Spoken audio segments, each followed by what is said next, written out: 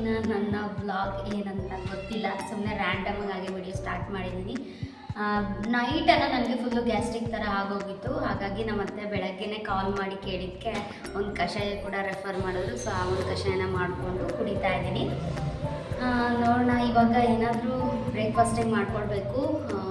ನೀರು ದೋಸೆ ಮಾಡೋಣ ಅಂತ ಅಂದ್ಕೊಂಡಿದ್ದೀನಿ. ನೀರು ದೋಸೆ ಹಾಗೆ ಟೊಮೆಟೊ ಚಟ್ನಿ ಏನಾದರೂ ಮಾಡೋಣ ಅಂತ ಅಂದ್ಕೊಂಡಿದ್ದೀನಿ. ಅದನ್ನು ಮಾಡ್ತೀನಿ. ಹಾಗೆ ನಮ್ಮ ಹಸ್ಬೆಂಡ್ ಗಸಗಸೆ ಪಾಯಸನ ಕೇಳ್ತಾಯಿದ್ರು ತುಂಬ ದಿನದಿಂದ, ಅದಕ್ಕೆ ಇವಾಗ ಮಾಡೋಣ ಅಂತ ಅಂದ್ಕೊಂಡಿದ್ದೀನಿ. ಆ ಒಂದು ರೆಸಿಪಿ ಕೂಡ ನಾನು ನಿಮಗೆ ಶೇರ್ ಮಾಡ್ತೀನಿ. ಸೊ ಸ್ಕಿಪ್ ಮಾಡಿದೆ ಈ ಒಂದು ವಿಡಿಯೋನ ವಾಚ್ ಮಾಡಿ. ಈ ಬ್ಲಾಗ್ ಏನಾದರೂ ನಿಮ್ಗೆ ಇಷ್ಟ ಆದರೆ ಮಿಸ್ ಮಾಡಿದೆ ಲೈಕ್ ಮಾಡಿ, ಸಬ್ಸ್ಕ್ರೈಬ್ ಮಾಡ್ಕೊಂಡು ನೋಡದೇ ಇರೋರು ದಯವಿಟ್ಟು ಸಬ್ಸ್ಕ್ರೈಬ್ ಮಾಡ್ಕೊಂಡು ನೋಡಿ. ಅಷ್ಟರಲ್ಲಿ ನಾನು ಈ ಕಷಾಯನ ಕುಡ್ಕೊಂಡು ಬ್ರೇಕ್ಫಾಸ್ಟಿಗೆಲ್ಲ ರೆಡಿ ಮಾಡಿಕೊಂಡು ಪಾಯಸ ಕೂಡ ರೆಡಿ ಮಾಡ್ಕೊಳ್ತೀನಿ. ಆವಾಗ ನಾನು ನಿಮಗೆ ಸಿಗ್ತೀನಿ. ಬೆಂಗಳೂರಲ್ಲಿ ವೆದರ್ ಯಾವಾಗ ಹೇಗಿರುತ್ತೆ ಅಂತಲೇ ಗೊತ್ತಾಗೋದಿಲ್ಲ.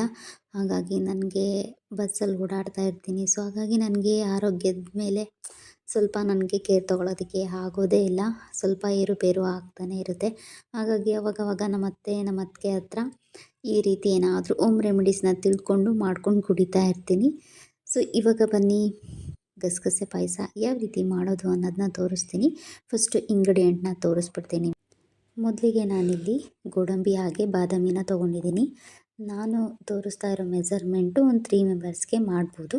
ಹಾಗೆ ಒಂದು ಹಾಫ್ ಕೊಕೊನಟ್ ತೊಗೊಂಡಿದ್ದೀನಿ, ಅಂದರೆ ಒಣ ಕೊಬ್ಬರಿ ತೊಗೊಂಡಿದ್ದೀನಿ. ಹಾಗೆ ಒಂದು 2 ಟೇಬಲ್ ಸ್ಪೂನ್ ಅಕ್ಕಿನ ತೊಗೊಂಡಿದ್ದೀನಿ. ಇಷ್ಟ ಆದರೆ ಸಾಕಾಗುತ್ತೆ. ಹಾಗೆ ಒಂದು 2 ಟೇಬಲ್ ಸ್ಪೂನ್ ಗಸಗಸೆ ತೊಗೊಂಡಿದ್ದೀನಿ.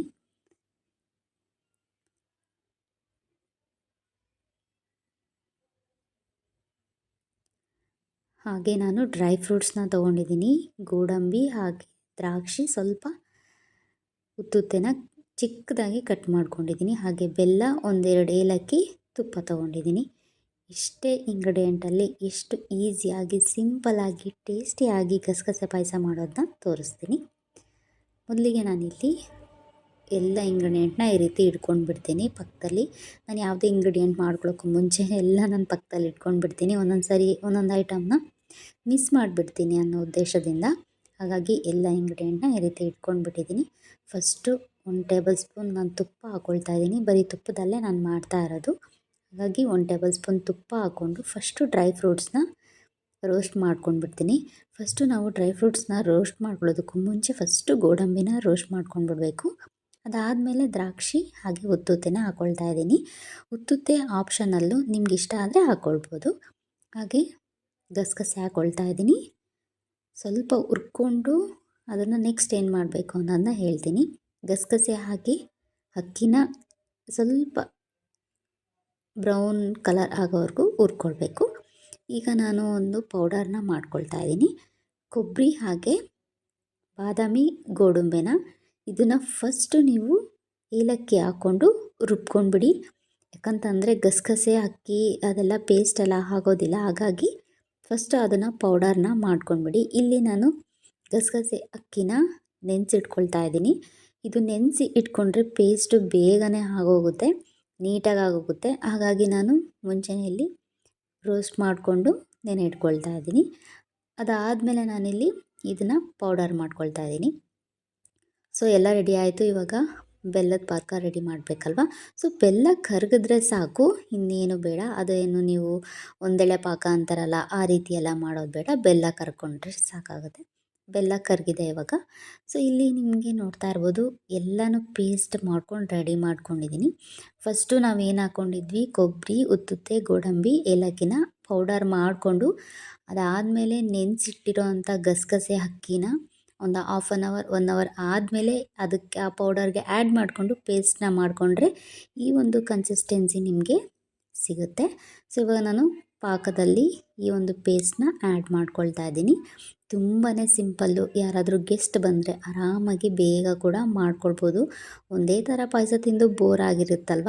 ಸೊ ಹಾಗಾಗಿ ಈ ರೀತಿ ಬೇಗನೆ ಗಸಗಸೆ ಪಾಯಸನ ಕೂಡ ನೀವು ಮಾಡ್ಕೊಳ್ಬೋದು. ಸೊ ಕನ್ಸಿಸ್ಟೆನ್ಸಿ ನೋಡ್ಕೊಂಡು ನೀವು ನೀರನ್ನ ಆ್ಯಡ್ ಮಾಡ್ಕೊಳ್ಬೋದು. ಸೊ ನಾನು ಎಂಡಲ್ಲಿ ತೋರಿಸ್ತೀನಿ ಎಷ್ಟು ಕನ್ಸಿಸ್ಟೆನ್ಸಿ ಬಂದಮೇಲೆ ಟೇಸ್ಟು ತುಂಬಾ ಚೆನ್ನಾಗಿರುತ್ತೆ ಅಂತ. ಇವಾಗ ಒಂದು ಸ್ವಲ್ಪ ನೀರು ಹಾಕ್ಕೊಂಡು ಚೆನ್ನಾಗಿದು ಕುದಿಸ್ಕೊಳ್ಬೇಕು. ಹಾಗೆ ನಮ್ಮ ಹಸ್ಬೆಂಡ್ ಹಾಗೆ ಅಡುಗೆ ಮಾಡ್ತಾಯಿದ್ದೆ ಬಂದರು. ಸಂಪಿಗೆ ತೊಗೊಂಡು ಬಂದಿದ್ದೀನಿ ನಿನಗೆ ಅಂತ ಹೇಳ್ಬಿಟ್ಟು ತೊಗೊಂಬಂದಿದ್ರು. ಸೊ ನೋಡಿ, ಇದು ನಮ್ಮ ಅತ್ತೆ ಫೇವ್ರೆಟ್ ಫ್ಲವರ್ ಇದು. ಸೊ ಹಾಗೆ ಅವ್ರು ನೆನೆಸ್ಕೊಂಡು ಹಾಗೆ ವಿಡಿಯೋದಲ್ಲಿ ತೋರಿಸ್ತಾ ಇದ್ದೀನಿ. ಸೊ ಇವಾಗ ನೀವು ನೋಡ್ತಾ ಇರ್ಬೋದು, ನೀರನ್ನ ಆ್ಯಡ್ ಮಾಡಿಕೊಂಡು ಚೆನ್ನಾಗಿ ಕುದಿಸ್ಕೊಳ್ತಾ ಇದ್ದೀನಿ. ಹಾಗೆ ಡ್ರೈ ಫ್ರೂಟ್ಸ್ನೆಲ್ಲ ಇವಾಗಲೇ ಆ್ಯಡ್ ಮಾಡ್ಕೊಳ್ತಾ ಇದ್ದೀನಿ. ಚೆನ್ನಾಗಿ ಇದು ಕುದಿಬೇಕು.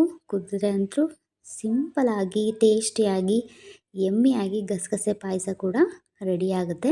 ಈಗ ಒಂದು ಸ್ವಲ್ಪ ತುಪ್ಪ ಹಾಕ್ಕೊಂಡು ನಾನು ಇದನ್ನು ಸ್ವಲ್ಪ ಕುದಿಸ್ಕೊಳ್ತೀನಿ. ಸೊ ಎಂಡಲ್ಲಿ ನಾನು ನಿಮಗೆ ತೋರಿಸ್ತೀನಿ ಕನ್ಸಿಸ್ಟೆನ್ಸಿ, ಹಾಗೆ ಫೈನಲಾಗಿ ಪಾಯಸ ಯಾವ ರೀತಿ ಬಂದಿದೆ ಅಂತ.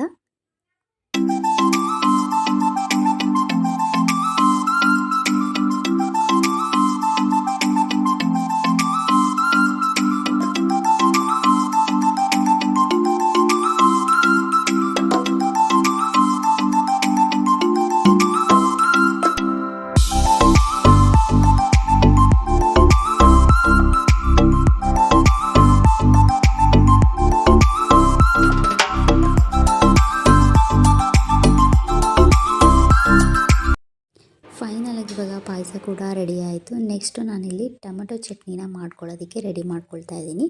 ಏನಿಲ್ಲ, ಸಿಂಪಲಾಗಿ 2 ಟೊಮೆಟೊ, 1 ಈರುಳ್ಳಿ, ಒಂದು 4ರಿಂದ 5 ಬೆಳ್ಳುಳ್ಳಿ, ಸ್ವಲ್ಪ ಆಯಿಲ್ ಹಾಕ್ಕೊಂಡು ಒಗ್ಗರಣೆ ಹಾಕ್ಕೊಂಡಿದ್ದೀನಿ ಅಷ್ಟೇ. ಸ್ವಲ್ಪ ನೀರು ಹಾಕ್ಕೊಂಡು ಬೇಯಿಸ್ಕೊಳ್ತಾ ಇದ್ದೀನಿ. ಕರಿಬೇವು ಕೂಡ ಹಾಕ್ಕೊಂಡಿದ್ದೀನಿ. ಈಗ ಇಲ್ಲಿ ನಾನು ಏನು ಮಾಡಿದೆ ಅನ್ನೋದನ್ನ ತೋರಿಸ್ತೀನಿ ನಿಮಗೆ.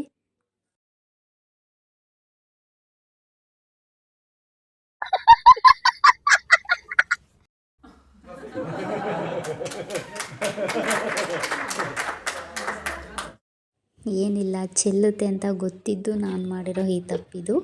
ಸೊ ಅದು ಚಿಕ್ಕ ಜಾರಲ್ಲಿ ಹಾಕಿದ್ನಲ್ವ, ಸೊ ಟೊಮೆಟೊ ಎಲ್ಲ ಜ್ಯೂಸಾಗಿ ಸ್ವಲ್ಪ ಎಗರ್ಬಿಡ್ತು ಅಷ್ಟೇ.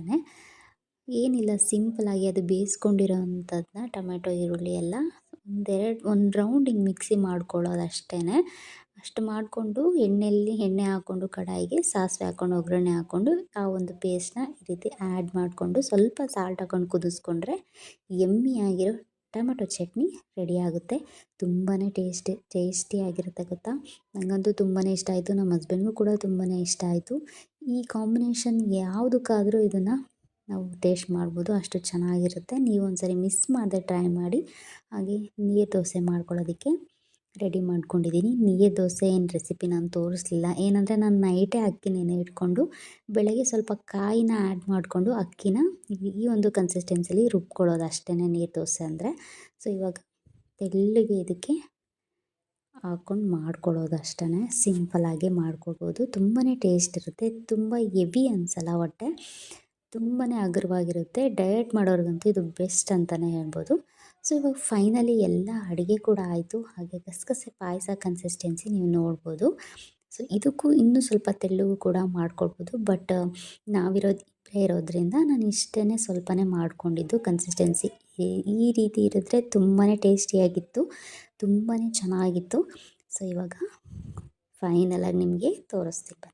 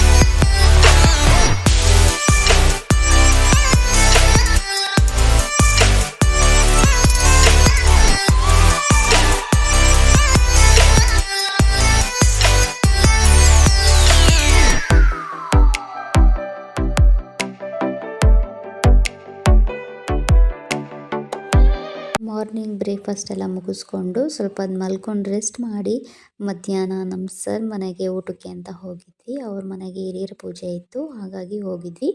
ನಾನು ಫಸ್ಟ್ ಟೈಮ್ ಒಬ್ಬರು ಮನೆಗೆ ಪೂಜೆಗೆ ಊಟಕ್ಕೆ ಅಂತ ಹೋಗಿದ್ದು, ಅಂದರೆ ಫಸ್ಟ್ ಟೈಮೇ. ಹಾಗೆ ನಮ್ಮ ಹಸ್ಬೆಂಡು, ನಮ್ಮ ಕೊಲೀಗ್ಸ್ ಎಲ್ಲರೂ ಬಂದಿದ್ದರು. ಸೊ ಎಲ್ಲರೂ ಹೋಗಿದ್ವಿ. ತುಂಬ ಚೆನ್ನಾಗಿ ಅಡುಗೆ ಕೂಡ ಮಾಡಿಸಿದ್ರು. ಏನೇನು ಅಡುಗೆ ಮಾಡಿಸಿದ್ರು ಅನ್ನೋದನ್ನ ತೋರಿಸ್ತೀನಿ ಬನ್ನಿ.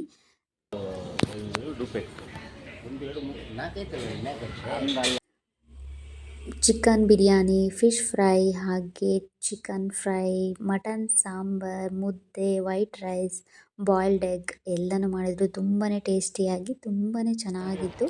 ಹಾಗೆ ಊಟ ಎಲ್ಲ ಆಯಿತು. ಎಲ್ಲಡಿಕೆ ಕೂಡ ಹಾಕ್ಕೊಂಡು ಇವಾಗ ಮನೆ ಕೂಡ ಹೊರಟ್ವಿ. ಸೊ ತುಂಬ ಚೆನ್ನಾಗಿ ಮಾಡಿದರು. ಇನ್ನೊಂದು ಏನಂದರೆ ಅವ್ರ ಕಡೆ ಯಾವ ರೀತಿ ಹಿರಿಯರ ಪೂಜೆ ಮಾಡ್ತಾರೆ ಅನ್ನೋದನ್ನ ತೋರಿಸ್ತೀನಿ, ನೀವು ನೋಡ್ಬೋದು.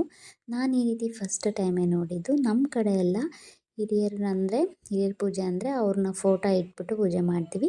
ಇವರು ಫೋಟೋ ಮುಂದೆ ಈ ರೀತಿ ಎಲ್ಲ ಹೊಂಬಾಳೆ ಎಲ್ಲ ಇಟ್ಟು ಪೂಜೆ ಮಾಡ್ತಾರಂತೆ. ಸೊ ಅದನ್ನು ನನಗೆ ಹೊಸದಾಗಿ ಅನಿಸ್ತು. ಸೊ ನನ್ನ ಫ್ರೆಂಡ್ ಆಮೇಲೆ ಲಾಸ್ಟಿಗೆ ಬಂದಳು. ಇನ್ನೇ ನನ್ನ ಮನೆಗೆ ಹೊರಡ್ತಾ ಇದ್ದೆ ಅಷ್ಟರಲ್ಲಿ ಬಂದಳು. ಅವಳ ಜೊತೆ ಹಾಗೆ ಕಂಪ್ನಿ ಕೊಟ್ಟು ನಾನು ಕೂಡ ಮನೆಗೆ ಹೊರಟೆ. ಮಿಸ್ ಮಾಡಿದೆ ಗಸಗಸೆ ಪಾಯಸನ ಟ್ರೈ ಮಾಡಿ ಕಾಮೆಂಟ್ ಮಾಡಿ. ಬಾಯ್.